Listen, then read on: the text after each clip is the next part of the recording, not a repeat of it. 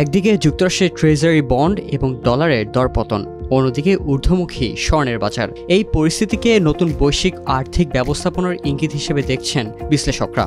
আর দাম বাড়তে থাকায় বিনিয়োগের ক্ষেত্র হিসেবে আরও শক্তিশালী হচ্ছে স্বর্ণের অবস্থান। অস্ট্রেলিয়ার কমনওয়েলথ ব্যাংকের মাইনিং ও এনার্জি কমোডিটির গবেষণা বিভাগের পরিচালক বিবেক ধরের মতে, যুক্তরাষ্ট্রের প্রেসিডেন্ট ডোনাল্ড ট্রাম্পের অধীনে ট্রেড পলিসিতে বড় পরিবর্তন এসেছে, যার প্রভাবেই বাজার নিরাপদ আশ্রয় হিসেবে জায়গা করে নিয়েছে স্বর্ণ।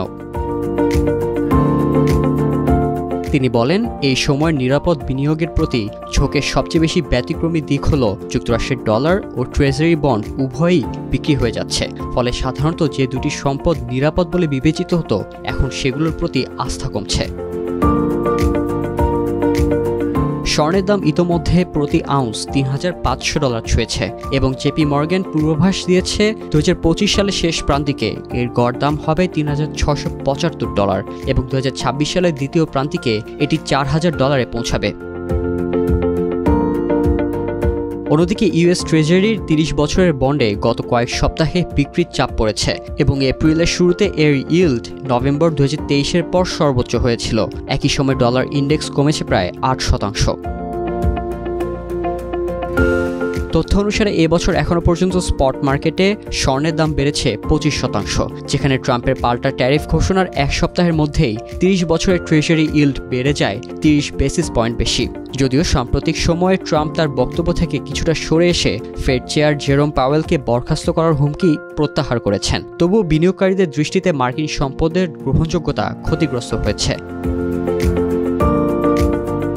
বিশ্ব স্বর্ণ পরিষদের মার্কেট স্ট্র্যাটেজিস্ট জন রিড বলেন, এটি এখনও death of the US dollar গল্প নয়, তবে এটা বলা যায় যে মার্কিন অর্থনীতি ও এর মূল সম্পদগুলোর প্রতি আস্থা কমেছে।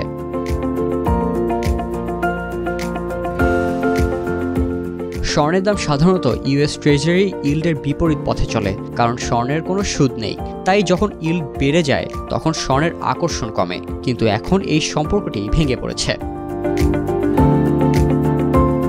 নিউজিল্যান্ডের ওকাইটো বিশ্ববিদ্যালয়ের ফাইন্যান্স বিষয়ে শিক্ষক মাইকেল রায়ান বলেন, ট্যারিফের কারণে যুক্তরাষ্ট্রের মূল্যস্ফীতির সম্ভাবনা বেড়েছে, যা উচ্চ সুদের হার ডেকে আনবে। এই চাপে পড়েছে ট্রেজারি, কিন্তু স্বর্ণ ঐতিহ্যগতভাবে মুদ্রাস্ফীতির বিরুদ্ধে একটি প্রতিরোধক হিসেবে বিবেচিত হয়, যার ফলে এটি বেশি আকর্ষণীয় হয়ে উঠেছে। আরেকটি বড় কারণ হলো আমেরিকান ব্যতিক্রম ধর্মীরা ধারণার প্রতি আস্থা কমে যাওয়া। অস্ট্রেলিয়া অ্যান্ড নিউজিল্যান্ড ব্যাংকের এএনজেড ব্যাংকের কমোডিটি স্ট্র্যাটেজিস্ট সোনি কুমারী জানান, যুক্তরাষ্ট্রের সম্পদের প্রতি বিশ্বাস কমে আসছে। এর পেছনে আছে অর্থনৈতিক ও ভূ রাজনৈতিক অনিশ্চয়তা। বিশ্লেষকরা জানান, ট্রাম্পের ট্যারিফ যুদ্ধ বাজারে ভুল সিদ্ধান্ত হিসেবে দেখা হচ্ছে, আর এই সময় স্বর্ণের রাজনৈতিক নিরপেক্ষতা ও ঋণ ঝুঁকিমুক্ত বৈশিষ্ট্য এটিকে আরও জনপ্রিয় করে তুলেছে। একই সঙ্গে ডলারের আকর্ষণও কমে গেছে। ডলার দুর্বল হলে অন্যান্য মুদ্রা ব্যবহারকারীদের জন্য স্বর্ণের মতো ডলারের মূল্য নির্ধারিত কমোডিটিগুলো বেশি সাশ্রয়ী হয়ে ওঠে। বিভিন্ন দেশ তাদের রিজার্ভ বৈচিত্র্য আনতে এখন স্বর্ণের দিকে ঝুঁকছে। সিঙ্গাপুর ব্যাংকের প্রধান ইনভেস্টমেন্ট স্ট্র্যাটেজিস্ট ইলি লি বলেন, উদীয়মান অর্থনীতির কেন্দ্রীয় ব্যাংকগুলো আগের তুলনায় স্বর্ণে কম বিনিয়োগ করছে এবং এখন তারা ডলার নির্ভর রিজার্ভ থেকে বেরিয়ে আসতে চাইছে। সম্প্রতি ডলারের দরপতনের ফলে বিশ্বজুড়ে ডলারাইজেশনের আলোচনা শুরু হয়েছে। কমনওয়েলথ ব্যাংকের বিবেক ধর বলেন, দেশগুলো বুঝেছে যে মার্কিন নীতির সঙ্গে মতবিরোধে পড়লে তাদের রিজার্ভ জব্দ করা হতে পারে।